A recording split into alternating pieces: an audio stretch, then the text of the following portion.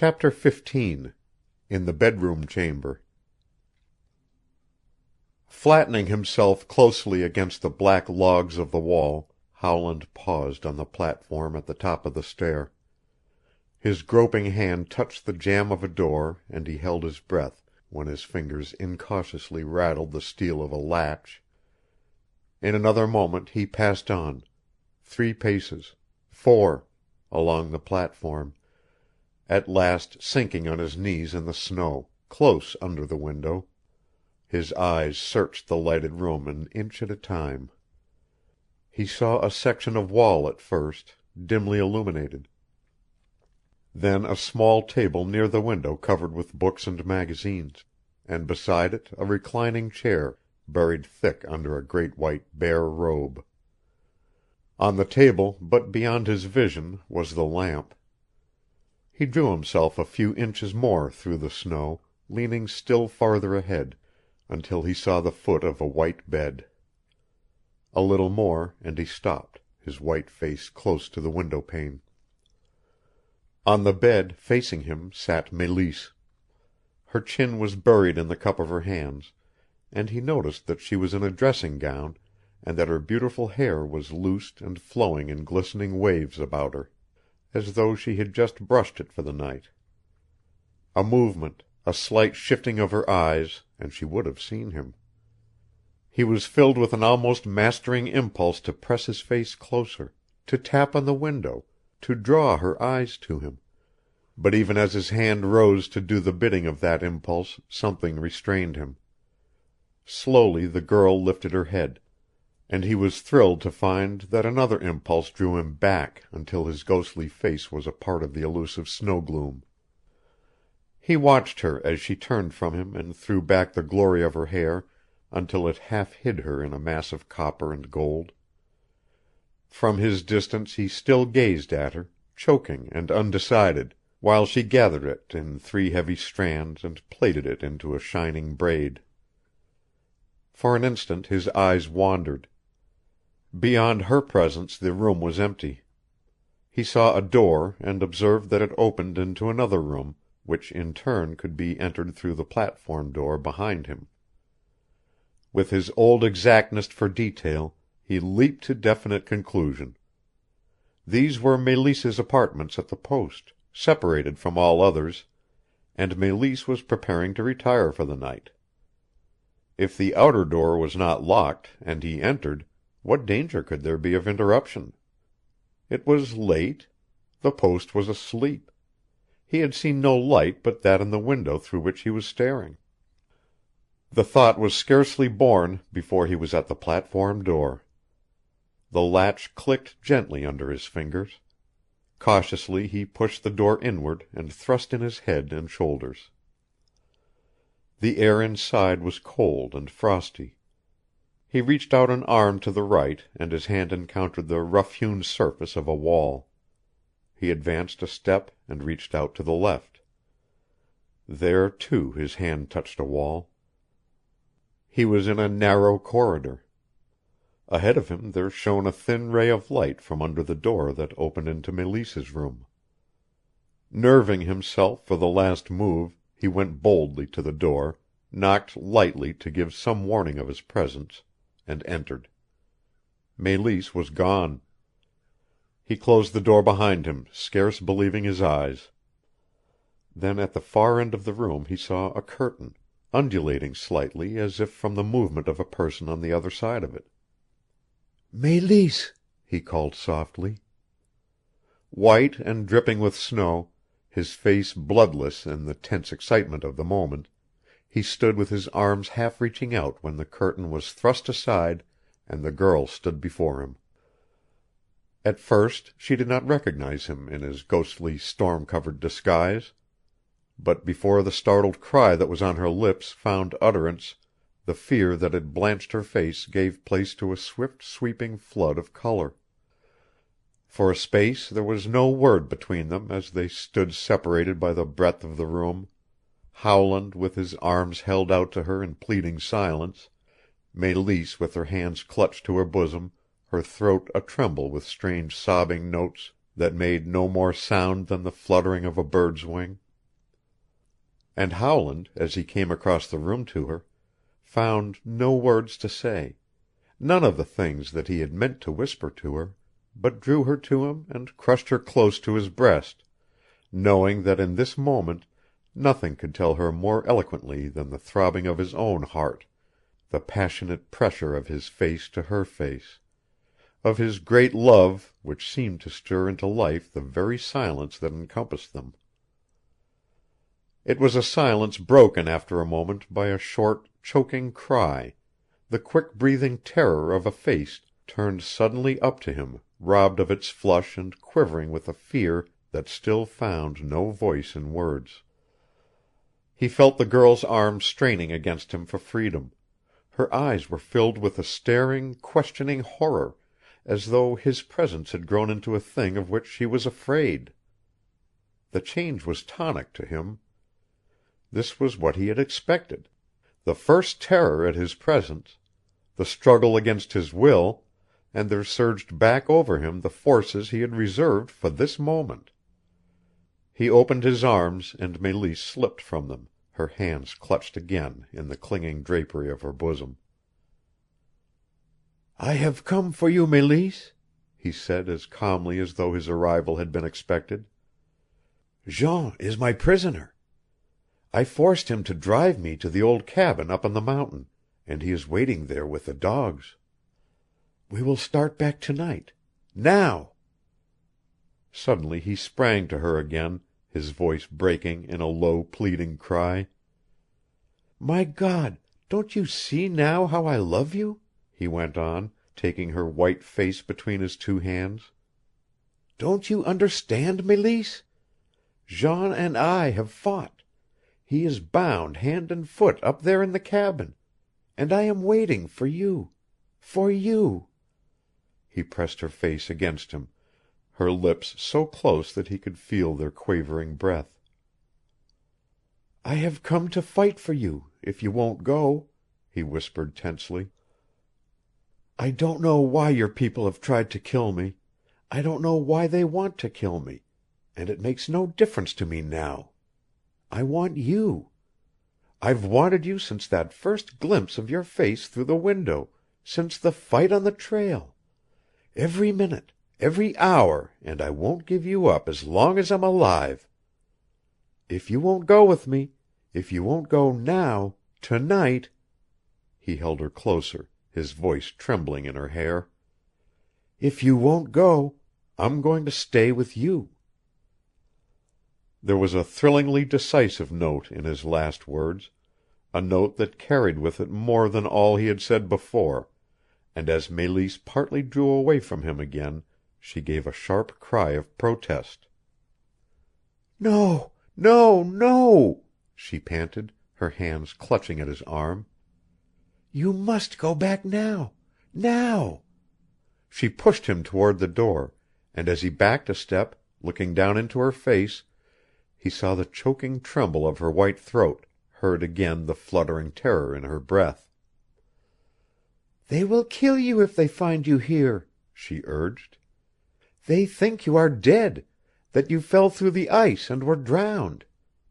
If you don't believe me, if you don't believe that I can never go with you, tell Jean." Her words seemed to choke her as she struggled to finish. "Tell Jean what?" he questioned softly. "Will you go, then?"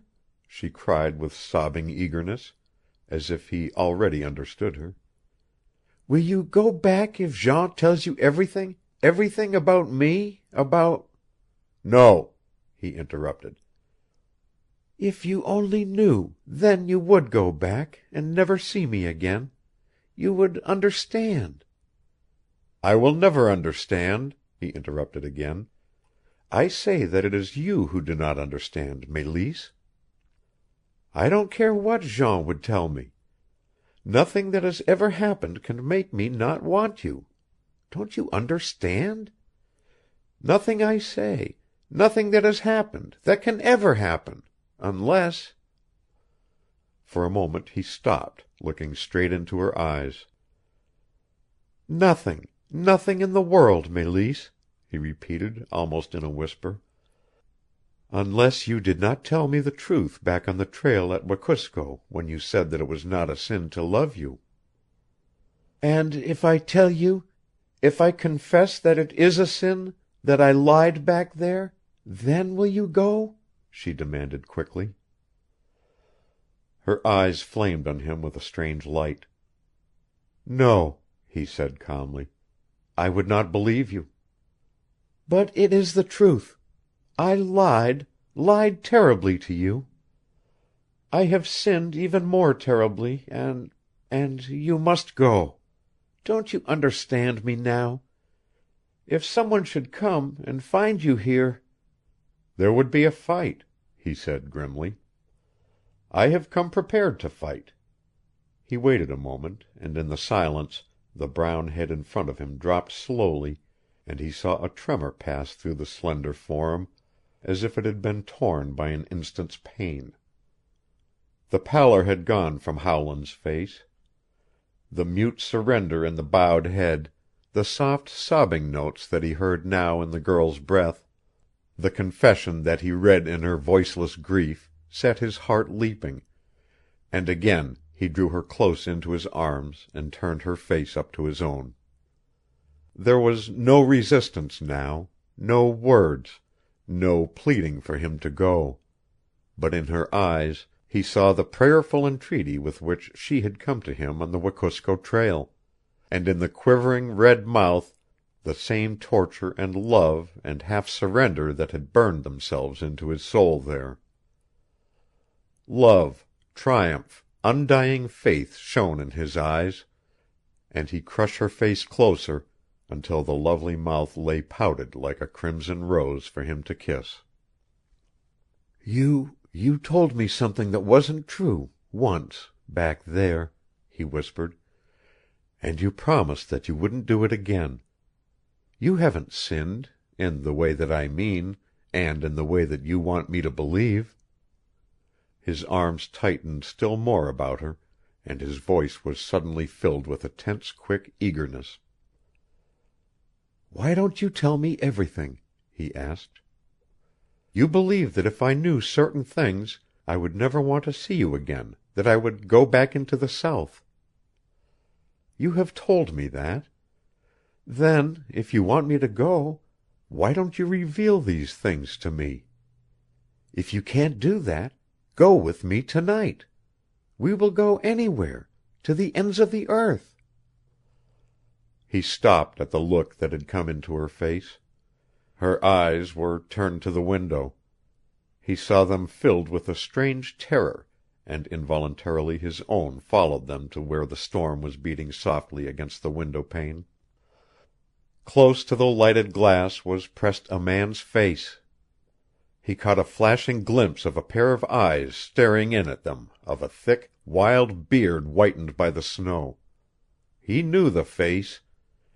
When life seemed slipping out of his throat, he had looked up into it that night of the ambush on the Great North Trail. There was the same hatred, the same demonic fierceness in it now.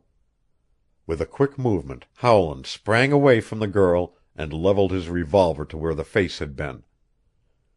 Over the shining barrel he saw only the taunting emptiness of the storm. Scarcely had the face disappeared when there came the loud shout of a man, the hoarse calling of a name, and then of another, and after that the quick, furious opening of the outer door. Howland whirled, his weapon pointing to the only entrance. The girl was ahead of him, and with a warning cry he swung the muzzle of his gun upward. In a moment she had pushed the bolt that locked the room from the inside, and had leaped back to him, her face white, her breath breaking in fear. She spoke no word, but with a moan of terror caught him by the arm and pulled him past the light and beyond the thick curtain that had hidden her when he had entered the room a few minutes before. They were in a second room, palely lighted by a mass of coals gleaming through the open door of a box stove, and with a second window looking out into the thick night. Fiercely she dragged him to this window, her fingers biting deep into the flesh of his arm. "You must go through this," she cried chokingly. Quick! Oh, my God, won't you hurry? Won't you go?" Howland had stopped. From the blackness of the corridor there came the beat of heavy fists on the door and the rage of a thundering voice demanding admittance. From out in the night it was answered by the sharp barking of a dog and the shout of a second voice. "Why should I go?" he asked. "I told you a few moments ago that I had come prepared to fight, Mélisse. I shall stay and fight." "Please, please go," she sobbed, striving to pull him nearer to the window. "You can get away in the storm. The snow will cover your trail. If you stay they will kill you, kill you." "I prefer to fight and be killed rather than to run away without you," he interrupted. "If you will go—" She crushed herself against his breast. "I can't go now this way," she urged. "But I will come to you. I promise that. I will come to you." For an instant her hands clasped his face. "Will you go if I promise you that?"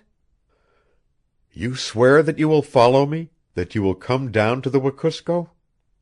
My God, are you telling me the truth, Mélisse?" "Yes, yes, I will come to you if you go now." She broke from him and he heard her fumbling at the window.